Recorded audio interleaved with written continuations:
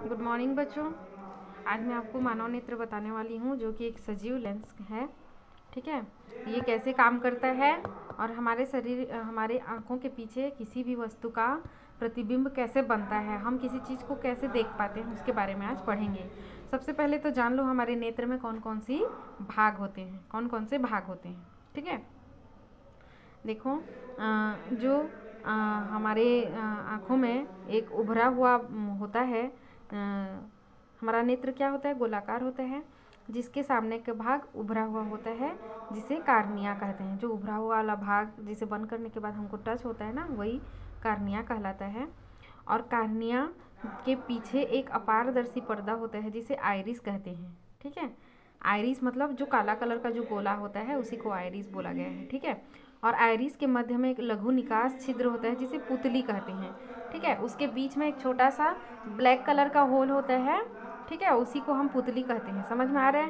Cornea जो होता है पूरा आँख को समझ लो कार्निया है।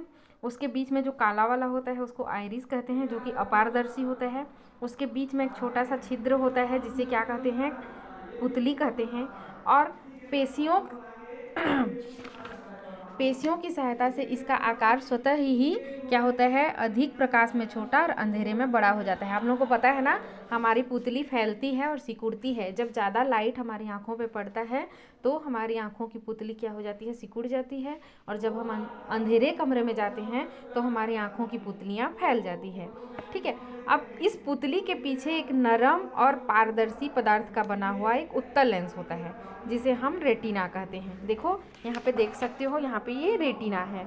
ठीक है, यहाँ पुतली के जस्ट पीछे दिया हुआ है रेटिना, ये दिया हुआ है। ठीक है, ये है लेंस। ठीक है, पुतली के जस्ट पीछे नरम और अपारदर्शी, सॉरी मैं कुछ गलत पढ़ा रही हूँ क्या, नेत्र लेंस बोलेंगे ना, वही तो कैसे मैं बोल रही हूँ, है ना। यहाँ देखो ये आइरिस पुतली के जस्ट पीछे एक पारदर्शी और नरम एक लेंस, उत्तल लेंस होता है जिसे हम नेत्र लेंस कहते हैं।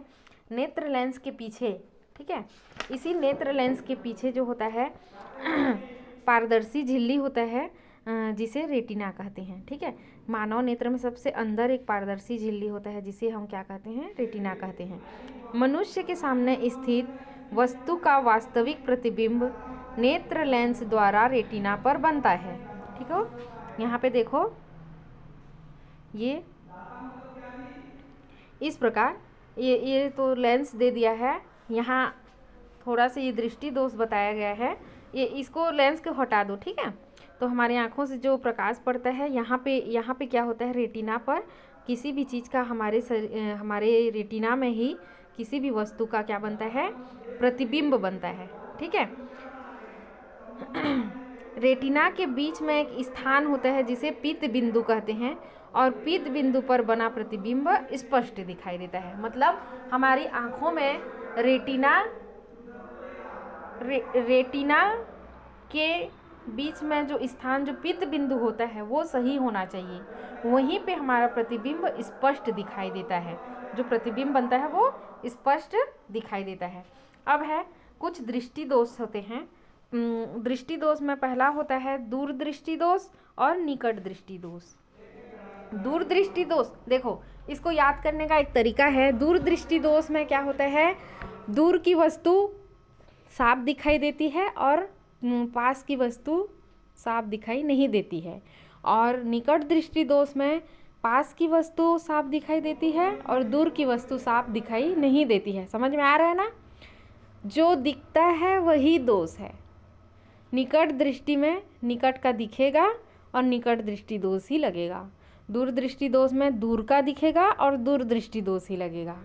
ठीक है, निकट दृष्टि दोष में क्या होता है, जो प्रतिबिंब होता है वो पीत बिंदु में न बन के लेंस और रेटिना के बीच में बनता है। तो यहाँ पे प्रतिबिंब बनता है तो हमको स्पष्ट दिखाई नहीं देता है, क्योंकि प्रतिबिंब कहाँ बनना चाहिए, पीत बिंदु पे बनना चाहिए। तो निकट दृष्टि दोष के लिए, उसके निवारण के लिए अवतल लेंस का प्रयोग करते हैं। ठीक है, अवतल लेंस क्या करता है, प्रकाश को फैला देता है, जान तो रहे हो, है ना, ऐसे करके, और जो प्रतिबिंब होता है उसको पीत बिंदु में बनाता है, जिससे क्या हमको स्पष्ट दिखाई देता है। मतलब जिसको निकट दृष्टि दोष होता है उसको अवतल लेंस वाला चश्मा लगता है, ठीक है। और जिसको दूर दृष्टि दोष में क्या होता है, दूर दृष्टि में दूर का वस्तु साफ दिखाई देगा, लेकिन पास का वस्तु के लिए जो प्रतिबिंब होता है वो आँख के पीछे बनता है, ठीक है, रेटिना के पीछे बनता है। यहाँ रेटिना के सामने बन रहा था, यहाँ रेटिना के पीछे बनता है। तो इसके निवारण के लिए क्या करते हैं, उत्तल लेंस वाला चश्मे का प्रयोग करते हैं, जो क्या करता है, वो प्रतिबिंब को पीत बिंदु में बनाता है, जिससे हाँ वो वस्तु साफ दिखाई देती है, ठीक है। इसको आप लोग अच्छे से मतलब पढ़ लीजिएगा, मैं आपको बस समझा दी हूँ चित्र के माध्यम से, ठीक है। और दूरदृष्टि दोष किसे कहते हैं, दूरदृष्टि दोष में दूर की वस्तुएं साफ दिखाई देती हैं लेकिन पास की वस्तुएं साफ दिखाई नहीं देती है।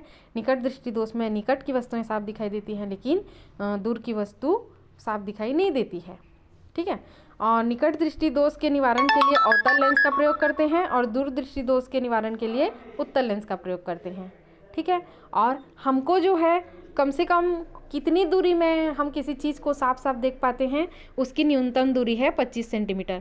आप पुस्तक पढ़ते हो तो आपके सामने थोड़ी सी ऐसी दूरी रखना पड़ता है। अगर आप पूरे आँख के पास ले जाओगे तो वो उसको आप अच्छे से नहीं पढ़ पाओगे, क्योंकि जो हमारे स्पष्ट देखने वाली दूरी होती है वो कितनी होती है, 25 सेंटीमीटर होती है, ठीक है। और मानव नेत्र में प्रतिबिंब कहाँ पर बनता है, रेटिना के लगभग बीच में कि एक स्थान जिसे हम पीत बिंदु कहते हैं वहीं पे प्रतिबिंब बनता है, ठीक है। ये क्वेश्चन था, उसको मैं बता दी हूँ। और आप लोग अगली कक्षा में हम लोग अगला पार्ट पढ़ेंगे। इस पार्ट का क्वेश्चन आंसर बना सकते हो ना। कांच का अपवर्तनांक कितना होता है, 1.5 या 2 नहीं, कांच हाँ 1.5 होता है। लेंस का वह बिंदु जिससे होकर जाने पर प्रकाश की किरण बिना विचलन के गुजर जाता है कहलाता है प्रकाश केंद्र, ठीक है। जब प्रकाश की किरण एक माध्यम से दूसरे माध्यम में जाती है तो अपने पूर्व पथ से विचलित हो जाती है, इसे प्रकाश का अपवर्तन कहते हैं। उत्तल लेंस द्वारा बनने वाले प्रतिबिंब की स्थिति क्या होगी, जब वस्तु 2f पर हो, 2f पर होगी तो प्रतिबिंब भी 2f पर ही बनता है, ठीक है। वस्तु की स्थिति f पर, इसको मैं बता चुकी थी ना आपको, आप लोगों को। फोकस पर रखने पर वस्तु कहाँ प्रतिबिंब कहाँ बनती है ये तो सब मैं बता चुकी थी, आप लोग देख के इसको बना लेना। अपवर्तन बता चुकी हूँ, ठीक है। ये सब को आप बनाने की कोशिश कीजिएगा, है ना।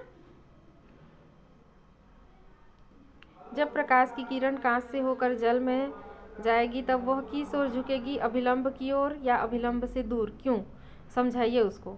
देखो कांच क्या होता है, सघन होता है, किसकी अपेक्षा, जल की अपेक्षा। तो सघन से विरल में जाएगा तो अभिलंब से वो दूर हट जाएगा, ठीक है। उसको चित्र बना के आप लोग बता सकते हो, वही वाला चित्र जिसको मैं ब्लैक बोर्ड में समझाई थी। किसी माध्यम के अपवर्तनांक का परिभाषा दिया हुआ है, लिख लेना। किरण चित्र बनाना है, जब वस्तु उत्तल लेंस की प्रकाश केंद्र और मुख्य फोकस के बीच स्थित हो। चित्र दिया हुआ है बुक में, उसको देख के बना लेना। दूरदृष्टि दोष क्या है, इसका निवारण कैसे करते हैं, सचित्र वर्णन कीजिए। 5 नंबर का आता है, इसको अच्छे से बना लेना, ठीक है।